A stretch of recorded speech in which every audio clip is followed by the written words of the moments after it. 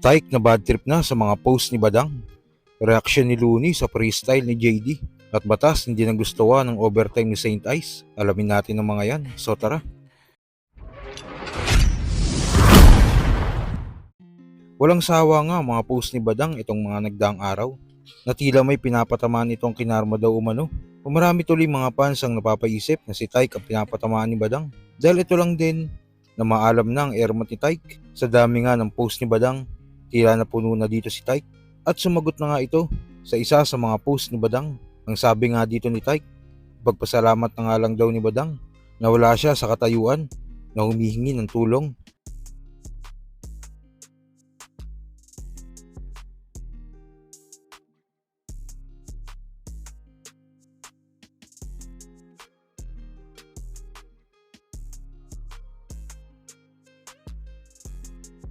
Dahil nga sa mga sinabi na ito ni Taik, may tila sagot nga dito si Badang.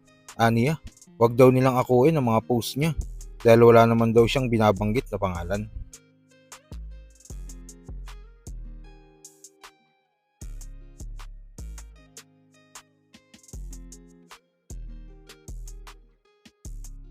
Pinakikilala ko si Taik na maladambuhala ang dating.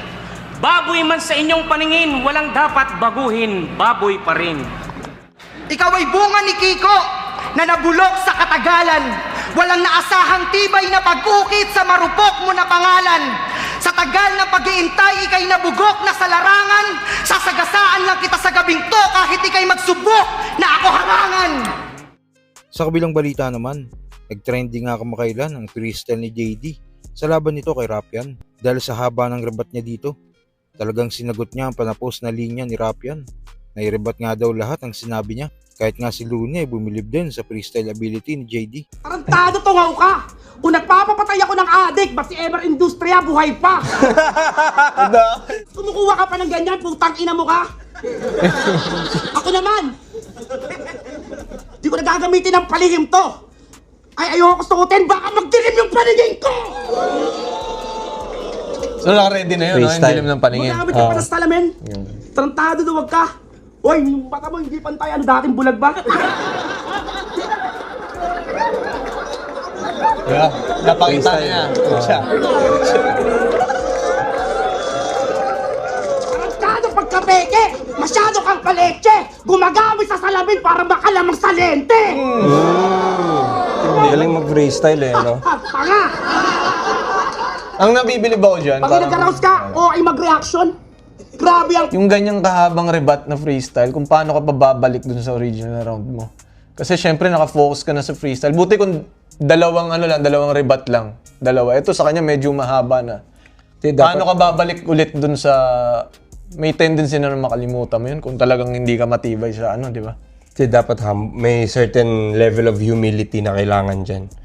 Pag masyado kang nag-live sa moment na Oo, yun eh. Yun yung ibig ko sabihin eh. Paalis ka na eh. Freestyle na to. freestyler ako, tapos bigla mo balik ka nakalimutan. Tangina, ano to? Ano ba yun? Kaya dapat, minsan kasi ang freestyle, chamba rin yan eh.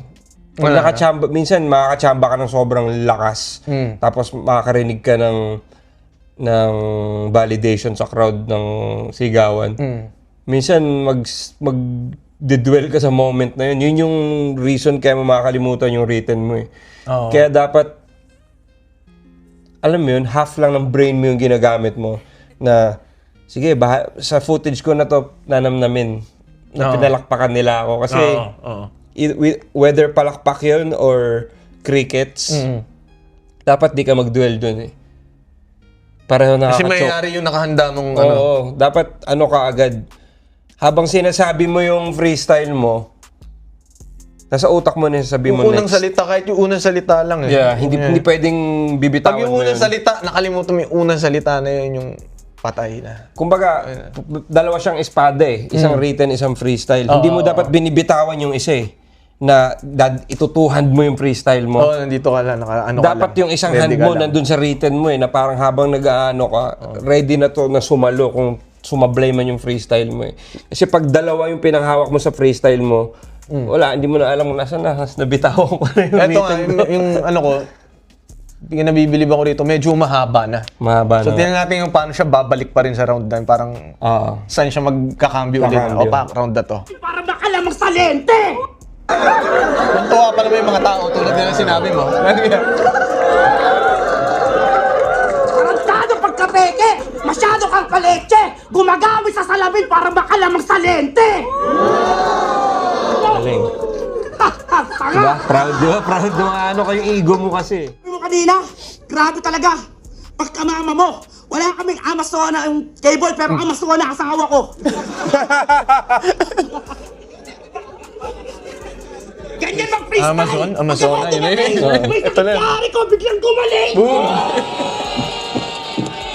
Haba ng freestyle. Ay, ah. ba eh. At sa uling balita, naging kontrobersyal nga ang desisyon sa naging laban ni Saint Ice at Jonas na nangyari sa elimination round ng isabuhay. Maraming nagsasabi na dapat kay Jonas binigay ang panalo. Sa video nga na ginawa ni Batas, nireview niya na sabing laban at tila hindi nga natuwa si Batas sa mga overtime ni Saint Ice. Kaya para sa kanya, nakuha ni Jonas ang panalo. Oras, 4 minutes, yo. Ano ba yan, Ice? Motherfucker. Paano yun, di ba? Ta naman, oh. Wala pa rin ako konkretong solusyon. Dapat atay kakat ko eh. 2, 3, 4, 5, 6, 7, 8, 9, 10. 10 points din. Pero 4 minutes. Yeah. Di ba? So parang dapat kay ano yun. Kay Jonas yun. Dahil lang sa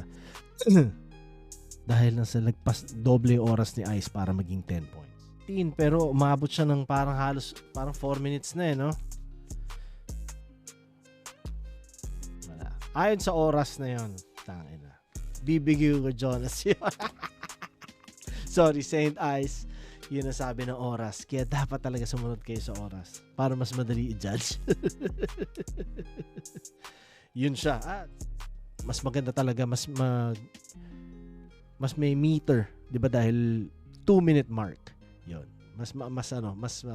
Masusukat mo talaga yung o magi-gauge mo yung isa't isa sa ganung parehas na oras. Yeah. Pero it is what it is. Dahil panalo naman si Ice din, tapos yun lang. Para syempre next round. Tingnan, para sa akin nakuha mo yun. Yun lang. Sana sunod na battle na mapanood ko sa'yo, pare, masunurin sa oras. Pero yun, ayon sa scorecard ko, nakuha ni Jonas yun. At naging factor din. Pare sila magaling, pero naging factor yung sobrang lagpas ng oras ni Ice.